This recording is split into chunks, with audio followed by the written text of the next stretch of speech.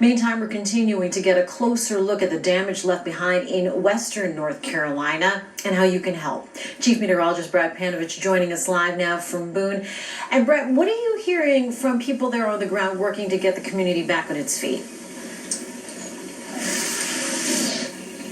Well, it's kind of hit or miss depending where you are. And the apartment complex here is full-on contractors all over the place and full-on kind of recovery mode here to get these places cleaned out and back to normal. But I want to bring in a good friend of mine who I've known for several years who was heavily impacted as well, is really well connected here in Watauga County, Kenneth Reece from WataugaOnline. Kenneth, tell a little bit about what you've seen and heard and some of the impacts you've seen personally.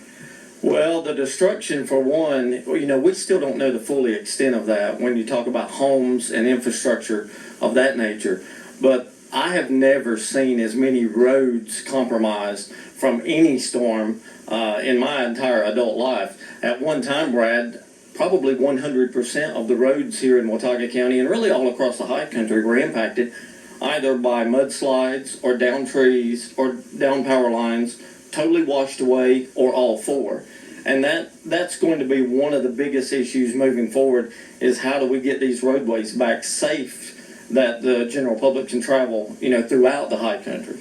So you've been talking, you've been able to get out and kind of get around from your house. You were cut off for a while. What are some of the things that maybe people on the outside aren't hearing about or know about up here in the high country? I think some of the more remote areas of the high country, especially I call it the backside of Avery County, like from Newland and that area back toward Mitchell and Yancey counties. Some of those more remote places, we're not hearing yet what kind of survivors they're finding, what kind of fatalities they may be finding, what kind of damage they may be finding.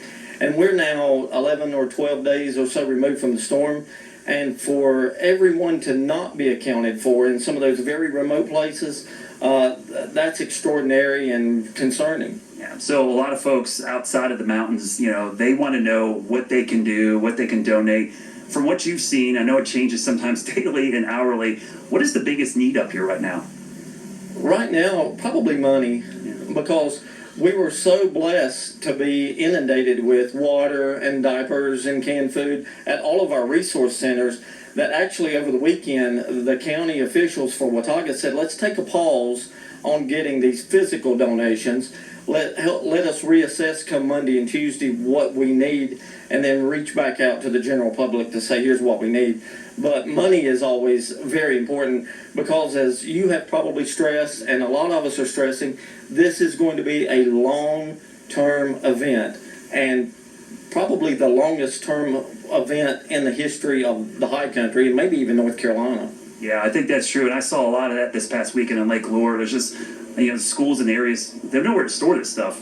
So the money's the best thing, because now the local organizations, which are on the ground, can use that money and go and get the things they need the most. And obviously the Yellow Jackets, as they swarm us out here, yeah, that's been a common thing. And did you see a lot of that as well? Well, yes, I did. And I also happened to see now, with limited to no cell service for the last 12 days, I did see that there was a concern for workers out in the field, the linemen with the electric company and the telephone company were running into swarms of Yellow Jackets.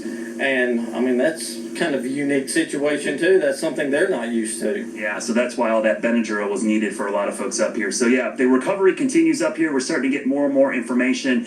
But the good news is there's a lot of work being done and progress being made, especially in and around Boone. All right, that's good to hear, at least, Brad, but we can still see the mess, and just hearing from him and the candor that he shares with what they could use, we're hoping to help out there.